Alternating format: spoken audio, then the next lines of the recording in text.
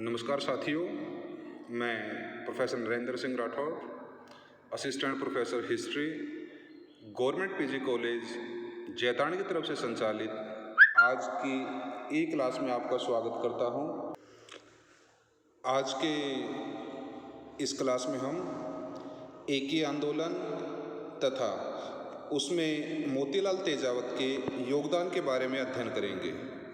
जैसा कि आप जानते हैं, मोतीलाल तेजावत भील क्रांति के प्रेरणादाता थे। वे आदिवासियों में अत्यधिक प्रसिद्ध थे तथा आदिवासी उन्हें बाबूजी के नाम से पुकारते थे।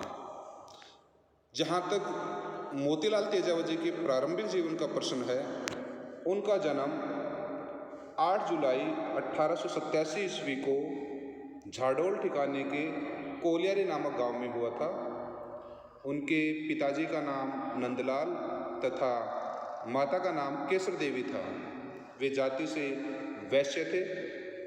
26 वर्ष की आयु में उनका विवाह केसर देवी से हुआ। प्रारंभ में मोतीलाल तेजावत ने झाडोल ठिकाने के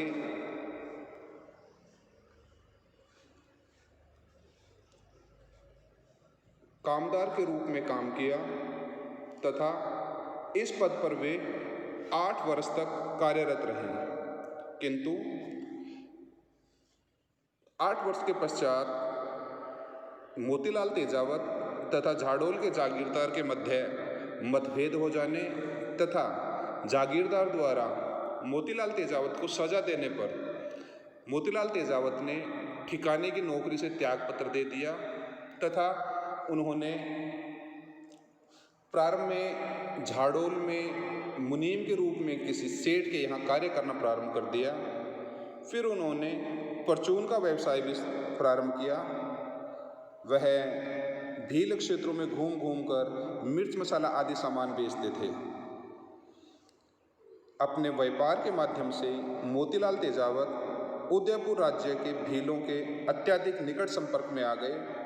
वे भीलों के कष्टों को देखकर अत्यंत दुखी हुए तथा उन्होंने उनमें सुधार हेतु अनेक कार्य करने प्रारंभ कर दिए। उन्होंने भीलों के उत्थान हेतु वनवासी संघ की स्थापना भी की। मोतीलाल तेजावत द्वारा किए गए सुधारों से, उनकी गतिविधियों से भीलों में वे अत्यधिक लोकप्रिय हो गए। भील उन्हें बाबूजी के नाम से भी संबोधित करते थे। धीरे धीरे मोतीलाल तेजावत ने भीलों को संगठित कर उनकी दयनीय स्थिति से निकालने का प्रयास किया। जैसा कि हम जानते हैं कि उस समय भील भूमिकर, लागबाग, बेगार, इसके अलावा वन संपदा संबंधी अधिकारों के हनन आदि के कारण उनकी स्थिति अत्यंत दयनीय थी। इसलिए मोतीलाल तेजावत ने सर्वप्रथम झाडोल व फलसिया गांव से एकी का प्रारंभ किया। उन्होंने सबसे पहले झाडोल से 5 व्यक्तियों को इकट्ठा किया तथा उनको एकलिंग जी की शपथ दिलाकर एकी के लिए तैयार किया। इसके पश्चात धीरे धीरे उन्होंने भीलों को संगठित करना प्रारंभ कर दिया। हमें ध्यान रखना चाहिए कि एकी आंदोलन का तात्पर्य भीलों और ग्रासियों को संगठित करने के साथ साथ किसानों और आदिवासियों को संगठित करने से भी है। मोतीलाल तेजावत को पता था कि मातृकुंडिया जो कि चित्तौड़ में स्थित है, वहाँ पर बैसाख पूर्णिमा के अवसर पर भारी संख्या में किसान और आदिवासी इकट्ठा होते हैं। इसलिए उन्होंने इस अवसर का लाभ उठाकर वहाँ पे किसानों को बड़ी मात्रा में संगठित करने का निर्णय लिया। इसलिए 1921 ईस्वी के मातृकुंडिया में आयोजित बैसाख पूर्णिमा के अवसर पर आयोजित मेले में उन्होंने एकी आंदोलन का सूत्रपात किया, अर्थात किसानों को, आदिवासियों को अपने शोषण के विरुद्ध उन्होंने जागृत किया और उनमें एकता स्थापित की। इस एकता का सामाजिक व धार्मिक पक्ष भी था, अर्थात इस आंदोलन में भाग लेने वाला व्यक्ति एकलिंग जी व माँ भवानी की कसम खाता था कि वह एकी से अलग नहीं होगा।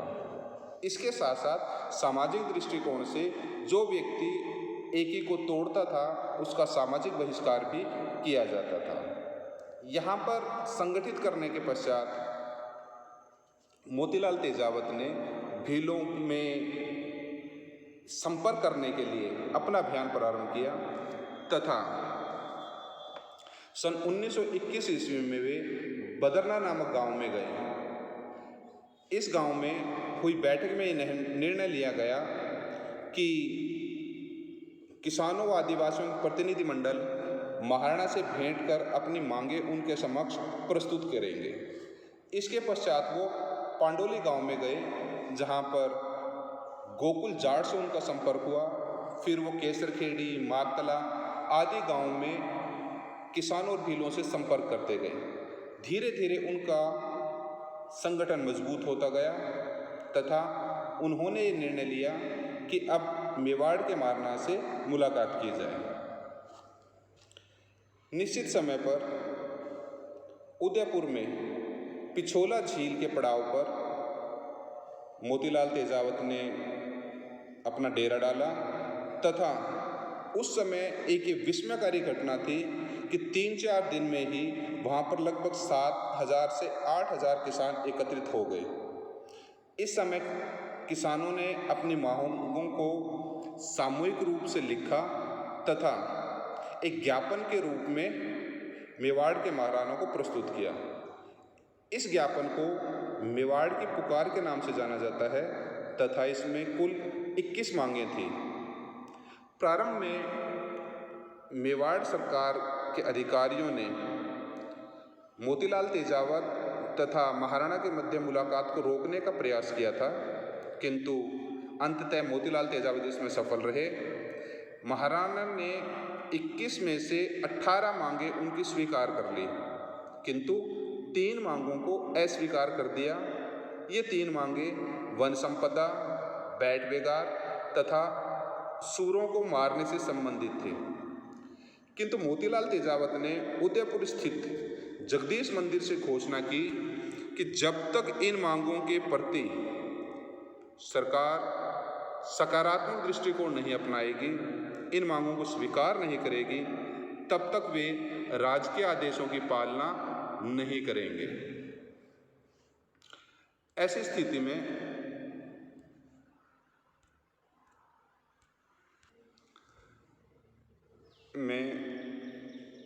मेवाड़ सरकार ने अंततः इन घोषणाओं को मूर्त रूप नहीं दिया, क्योंकि इनके लिए कोई भी सशक्त स्थायी संगठन नहीं था।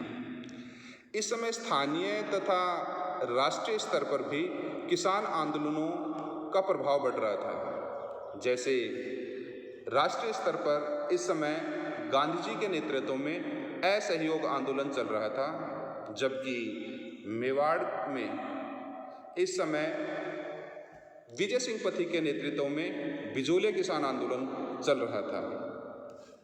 मोतीलाल तेजावत ने विजय सिंह पथिक व अन्य नेताओं से विचार विमर्श कर भीलों की समस्याओं के समाधान हेतु कार्यक्रम तैयार किया।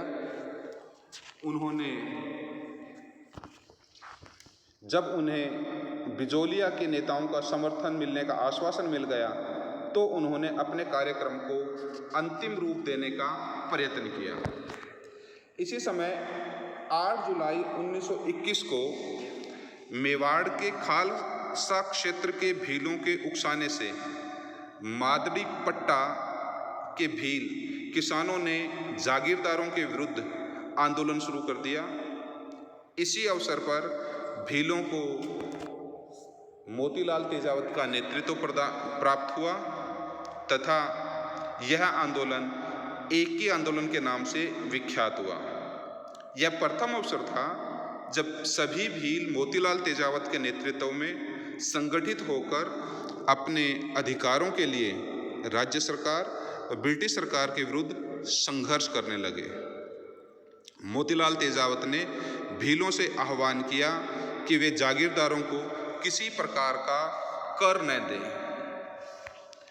इस आंदोलन से घबराकर डूंगरपुर के महारावल ने यह सोचकर कि कहीं यह भील आंदोलन उनके राज्य में न फैल जाए, जुलाई 1921 में बेगार की समाप्ति कर दी।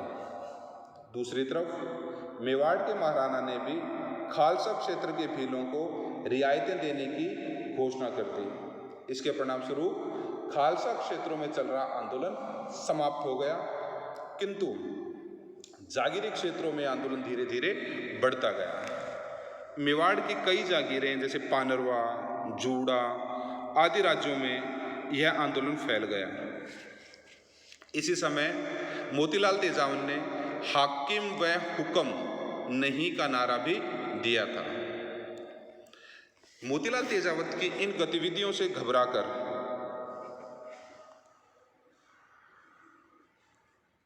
मेवाड़ सरकार ने आदेश पारित किया कि जो कोई मोतीलाल तेजावत को गिरफ्तार करेगा उसे 500 रुपये इनाम के रूप में दिया जाएगा।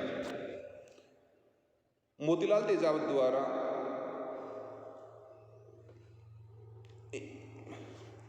इन कार्यों के कारण, मोतीलाल तेजावत के इन कार्यों के कारण सरकार भयभीत भी थी। मोतीलाल तेजावत के ऊपर घोषित किए गए इनाम के लालच में कई झूठे व्यक्तियों को भी पकड़ा गया और इसी समय जनवरी 1922 में मोतीलाल तेजावत उदयपुर या मेवाड़ रियासत को छोड़कर सिरोही में पलायन कर गए। मोतीलाल तेजावत के नेतृत्व में भील आंदोलन का दूसरा महत्वपूर्ण केंद्र सिरोही था। मोतीलाल तेजावत ने भीलों के साथ साथ ग्रासियों के उत्थान हेतु भी एक आर्थिक संघर्ष शुरू किया तथा उन्हें एकी रखने के लिए प्रेरित किया। इन दिनों सिरोही में भील आंदोलन अपने चरम शिखर पर था। इस समय आदिवासियों द्वारा सरकारी कानूनों का उल्लंघन किया जा रहा था, जगह जगह लूटपाट हो रही थी तथा सरकारी कर्मचारियों से भी दुर्व्यवहार किया जा रहा था। ऐसी परिस्थितियों में जब प्रशासन एक प्रकार से पंगु हो चुका था, सिरोही के दीवान रमाकांत मालवीय ने, जो कि भारतीय राष्ट्रीय कांग्रेस के एक बड़े नेता मदन मोहन मालवीय के पुत्र थे, उन्होंने समझौते द्वारा आदिवासी आंदोलन को शांत करने का प्रयास किया। उन्होंने यह समझौता कराने के उद्देश्य से राजस्थान सेवा संघ के अध्यक्ष विजय सिंह पथिक को आमंत्रित किया तथा पथिक जी रामचंद्र वैद्य व ब्रह्मचारी हरि को लेकर सिरोही आए तथा उन्होंने आंदोलन को शांतिपूर्ण तरीके से चलाने की सलाह दी,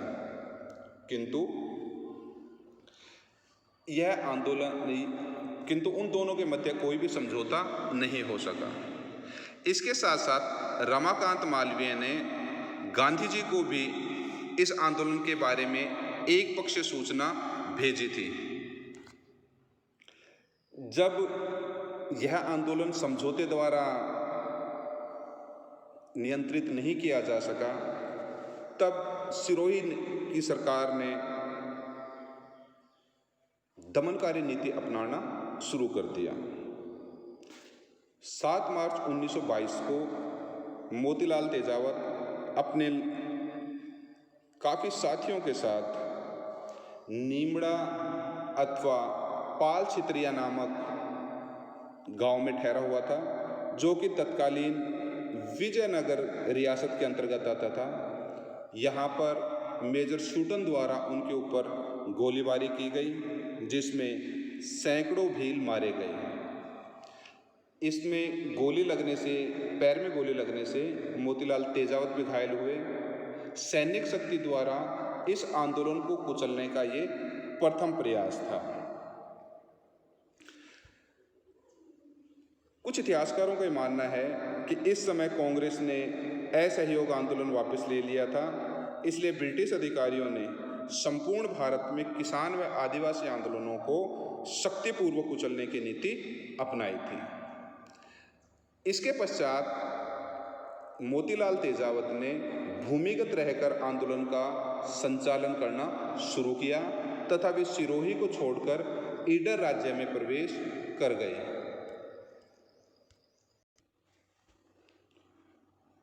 इधर मोतीलाल तेजावत के सिरोही छोड़ने के पश्चात वहाँ की सरकार ने दमनकारी नीतियों को जारी रखा तथा 12 अप्रैल 1922 को मेजर प्रिचार्ड ने सियावा में आदिवासियों की हत्या की। बलोरिया, भूला, नवागास आदि गांव पर मई 1922 में आक्रमण कर उनको जला दिया गया तथा इन हत्याकांडों ने आदिवासियों को भयभीत कर दिया। राजस्थान सेवा संघ की ओर से रामनारायण चौधरी तथा सत्यभक्त को इन घटनाओं की जांच करने हेतु नियुक्त किया गया था। अंततः 12 मई 1922 को भूला, नयावास, बलोरिया आदि गांवों के आदिवासी मुखियाओं ने सिरोही सरकार को विश्वास दिलाया कि वे भविष्य में राज्य के विरुद्ध आंदोलन नहीं करेंगे तथा उन्होंने एकी की शपथ तोड़ने की घोषणा की। भीलों द्वारा इस प्रकार का रुख अपनाए जाने पर 23 मई 1922 को सिरोही के शासक द्वारा भी कुछ छूटों की घोषणा की गई। इधर मोतीलाल तेजावत ने 1923 ईस्वी में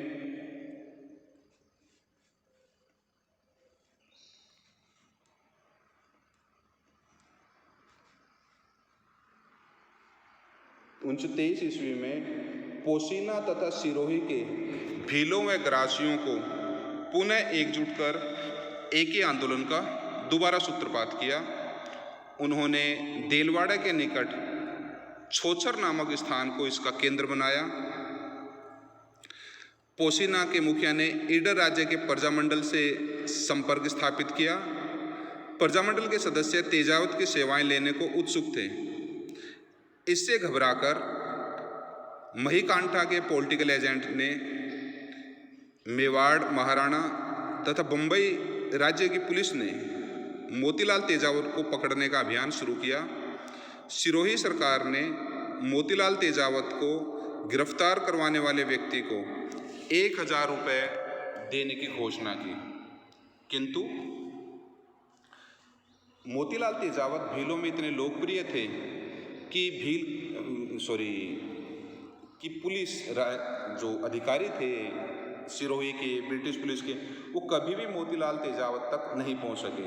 हमेशा बड़ी संख्या में सशस्त्र भील मोतीलाल तेजावत की सुरक्षा के लिए तत्पर रहते थे। इस आंदोलन में आगे चलकर मोतीलाल तेजावत ने अपने आप को गांधी जी का अनुयायी भी घोषित किया था।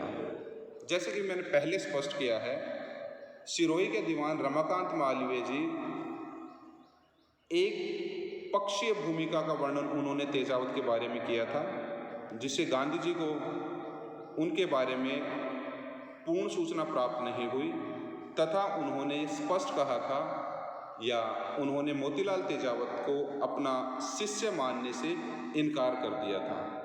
किंतु जब मोतीलाल तेजावत ने पत्र द्वारा उनको सूचना दी तो गांधी जी को वस्तु स्थिति का आभास हुआ तथा उन्होंने मणिलाल कोठारी को एकी आंदोलन की वास्तविक जानकारी लेने के लिए भेजा।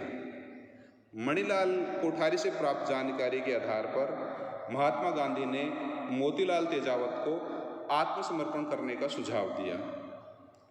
गांधी जी के सुझाव पर मोतीलाल तेजावत ने 4 जून 1929 को ईडर राज्य के खेड़ब्रह्म नामक स्थान पर स्वयं को गिरफ्तार करवा दिया। इसके पश्चात उनको जेल में 10 वर्ष कठोर कारावास जेल की सजा दी गई तथा 23 अप्रैल 1936 को उन्हें इस शर्त पर रिहा किया गया कि वे किसी प्रकार की राजनीतिक गतिविधियों में भाग नहीं लेंगे तथा महाराणा की अनुमति के बिना मेवाड़ राज्य को नहीं छोड़ेंगे। जून 1929 में मोतीलाल तेजावत की गिरफ्तारी के साथ ही एकी आंदोलन समाप्त हो जाता है। यद्यपि 1936 में रिहा होने के पश्चात मोतीलाल तेजावत जी ने प्रजामंडल तथा भारत छोड़ो आंदोलन में भी भूमिका निभाई थी, किंतु एके आंदोलन का प्रभाव 1929 में समाप्त हो जाता है। धन्यवाद।